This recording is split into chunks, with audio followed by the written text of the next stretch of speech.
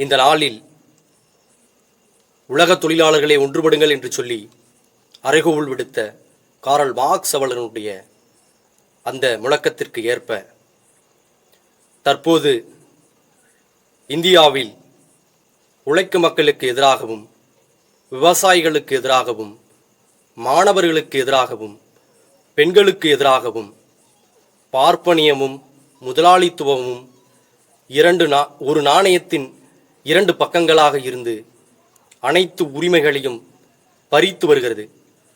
அதற்கு எதிராக பாசிச பிஜேபி அரசையும் RSS சன்பரிவார் கும்பலையும் முதலாளித்துவத்தையும் வீழ்த்துவதற்கு சாதி கடந்து, மதம் கடந்து, இயக்கங்கள் கடந்து, கட்சிகள் கடந்து அனைத்து தொழிலாளர்களும் ஒன்றுபட வேண்டும், அனைத்து மாணவர்களும் ஒன்றுபட வேண்டும், அனைத்து இளைஞர்களும் ஒன்றுபட வேண்டும், அனைத்து மக்களும் ஒன்றுபட வேண்டும்.